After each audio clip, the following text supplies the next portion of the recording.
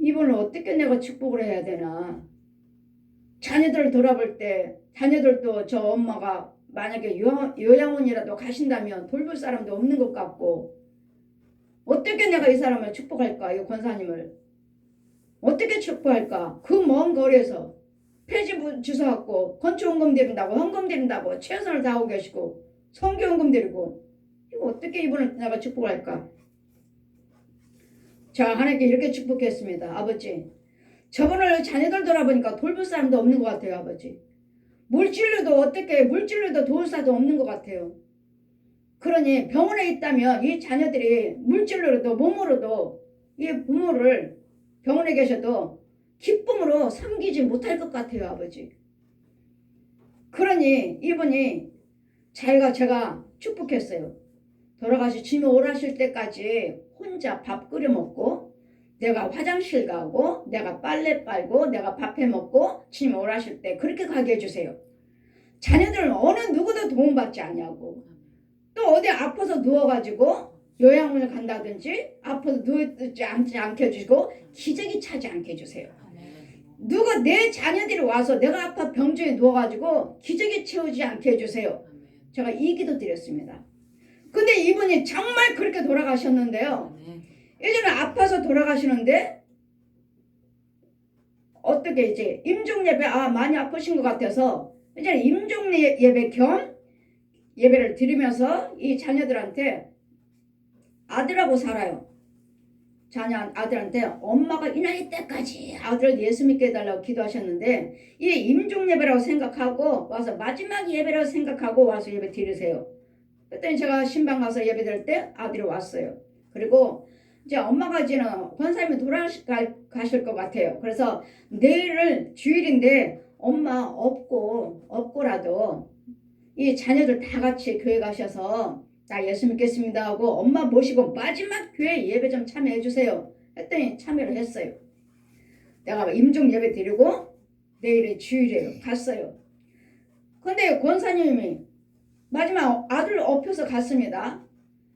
근데 오늘 주일 드리고 와서 막 불안하게 나한테 전화가 왔어요. 엄마가 빨리 목사님 좀 와달래요. 빨리 목사님 좀 모셔달래요. 왜요? 교회 다녀오셨나요? 예. 갔습니다. 목사님은 알았어요. 제가 날마다 그 권사님한테 말했어요. 권사님, 만약에 돌아가실 때쯤 되면 누구 따라올 거예요? 저 따라올 거예요? 지금 담임 목사님 있고 내가 있으니까 저 따라올 거예요? 아니면 담임 목사님 따라갈까요? 당회장 목사님이죠? 당회장 목사님? 실컷 내가 신방 다니고 실컷 내가 기도해 줬더니, 내가 성령세를 베풀고 실컷 내가 기도드렸더니 또 한참 다니다가 내가 또 한 번 고백을 시키는 거예요. 권사님, 돌아가실 때쯤 되면 누구 따라올 거예요? 나는 천국을 인도하는 사람이에요. 권사님, 누구 따라올 거예요? 당회장 목사님이지. 이거 어떡하지? 이 당회장 목사님이 진짜인지 가짜인지를 내가 본 것이 없으니 이걸 어떡하지? 하고 있는데 이 마지막 가서 예배를 드리고 있는데 이 당회장 목사님이 옷이 새카만 옷 입고 자기를 얼마나 죽인다고 쥐어뜯는지 너무 아팠어요. 목사님이 이제 알았어요. 목사님이 왜 나한테 자꾸 물어보는지. 당회장 누굴 따라갈 것입니까? 죽을 때 누굴 따라올 거냐고 자꾸 목사님 물어봤는데 이제 알았어요. 우리 당회장 목사님이 아니었어요. 새까만 옷 입고 나를 그렇게 죽이려고 막 쥐어짰고 하는데 너무 아팠어요. 빨리 기도해 주세요. 그래서 나를 부른 거예요. 그리고서 이제 가서 기도해드리고 평안하게, 그리고 다음날 평안하게 또 신방 가는데 목사님 한 번만 안아주세요. 눈도 보이지 않아요. 눈 감고 한 번만 안아주세요. 안아주는데 속에서 그 시체 썩는 냄새 얼마나 지독한지, 저 시체 썩는 냄새 그 처음 맡았네요. 얼마나 지독한지 목사님 한 번만 안아주세요. 그걸 제가 안아줬어요. 그랬더니 목사님 사랑해요. 그러면서 돌아가셨어요. 그리고 장례 가서 예배를 드렸는데 춤을 추는 거예요. 장례식장 가니까 그 혼이, 우리 예배를 드리고 있는데 우리는 찬양 부르고 예배 드리고 있는데 그 혼은 춤추고 있는 거예요. 이와 같이 큰 교회라 해서, 대형 교회라 해서 천국 가는 건 아니라는 거. 이제는 그렇게 말을 해도 누구 따라올 것입니까? 당회장 목사님이요. 그랬더니 이제 마지막 예배 드릴 때 하나님이 영의 눈을 열어서 보여주신 거예요. 아니구나 하고서는 빨리 강 목사님 불러달라고. 이번 같은 경우도 그분 고성에 가서 그냥 신방 갔다가 어떻게 이렇게 간 거예요. 신방 갔다가 부목사님 예배 못 드려주 장례 예배 못 드려주신다니까. 요즘은 장례 예배도 다 죄다 하니까 아예 장례 예배를 없는 건지 모르겠어요. 부목사님도 안 오셨고 장례 예배 못 드려준다고 하시고 성도도 한 명도 오지 아니하고 이런 예배 내가 드리고 있는 중에 한 분 남자분이 왔다가 갔는데 그분이 그 교회라고 이렇게 부주하고 그 글씨 써놓은 거 그거. 근데 여러분 장례 때는 여하튼 여러분 혼들이 거기 있어요. 그리고 죽은 후에 떠난 후에는 이제는 다 멸절됐어요. 그 장례 때는 우리 예수 믿는 사람들 장례 예배 드려주는 거 죄는 아니에요. 저는 죄는 아니라고 생각해요. 그러니까 예수 믿지 않은 자들을 거기서 장례 예배 때 드릴 때 거기는 죄죠. 귀신에게 제사하는 거예요. 귀신에게 하는 거니까 그 죄죠. 그러다 우리는 죽으면은 우리는 아무 기억도 못 한다는 거. 돌아가시면 아무 우리 기억도 못 한다는 거. 그러니 어렵고 힘들 때 아버지 저 아들 좀 도와주세요. 아버지 이 아들 좀 도와주세요. 그런 기도 하지 마시라고요. 그분들은 우리에게 아무 기억을 못 한다고요. 그런 누구한테 기도드려요? 예수님한테 기도드려요. 예수님한테. 예수님 도와주세요. 예수님 도와주세요. 뭐 천주교처럼 마리아님 예수님한테 좀 부탁 좀 해주세요. 그런 것도 아니에요. 여러분 직접 하시는 거예요. 직접. 예수 이름으로 직접 하세요. 직접. 예수님이 그 길을 다 열어놓으셨으니까 내가 그 길이요 진리요 생명이라. 그러니 여러분 장례식장에서도 여러분 그러면 언제 떠나가는가? 언제 떠나가는가? 여러분 장례 끝나고 발인 예배 끝나고 여러분 연구차에다가 시체를 실었죠. 그리고 화장터를 가든 땅 위에 묻으러 가든 거의 다쯤 와서 여기는 못 들어옵니다.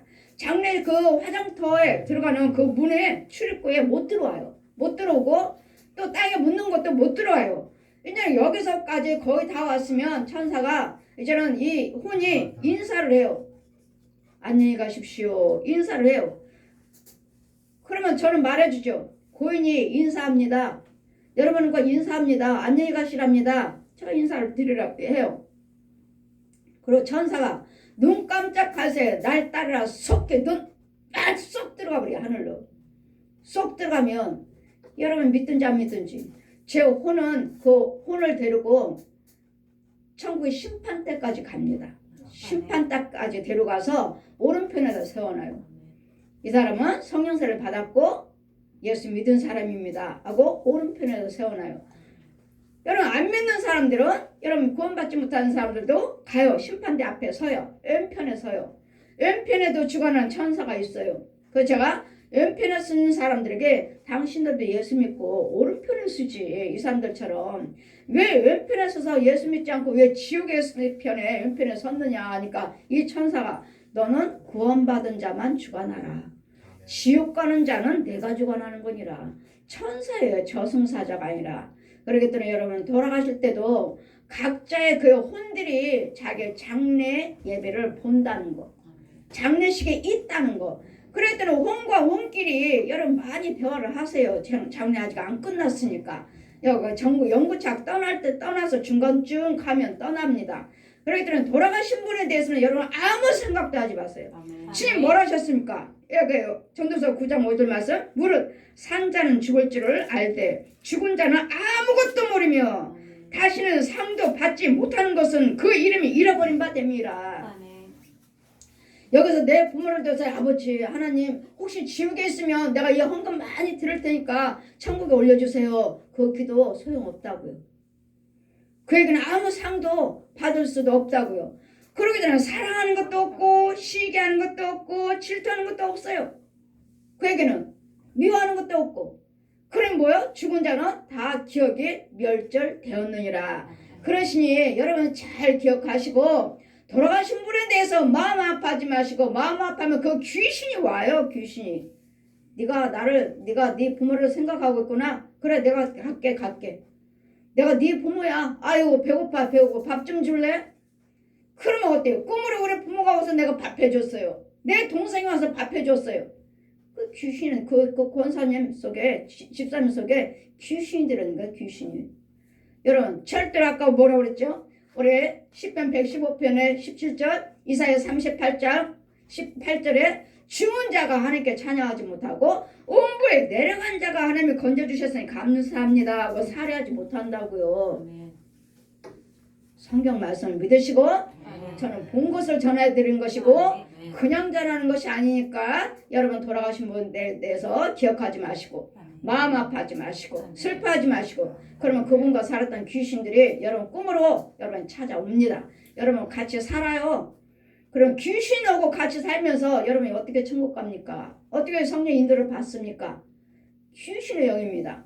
그랬더니 여러분 잘 기억하셔서 짐승은 뭐라고요? 그의 혼은 땅으로 내려가서 그대로 없어지느니라. 멸절되고 사람의 혼은 하늘로 불티가 올라가듯이 하늘로 올라가느니라. 전도서 3장 우리 20절 말씀같이. 그러니 여러분 육과 혼과 영이 있다는 것을 잘 기억해 주시고 죽으면은 아무 상도 없느니라. 그러니 뭐하라고요? 살아있을 때 열심히 하라고. 살아있을 때. 살아있을 때 여호와를 경외하는 하나님 말씀대로 사시고 부모 공경하는 것도 살아있을 때 하시면 나에게 상이요 복이요 장수의 복이요 여러분 또 땅에서 또 아버지가 형통하리라.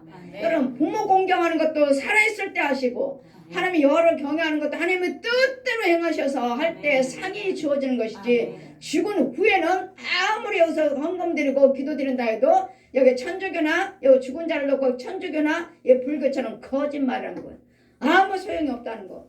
그러면 헛되이 믿지 마시고 참 성경, 참 항공과 참 예수 그리스도 믿으셔서 영생을 취하시는 여러분 육과 혼과 영의 영생을 취하시는 저와 여러분 되시기를 이 귀신에게 옛 용에게 속지 마시기를 주님 이름으로 축원드립니다. 아멘.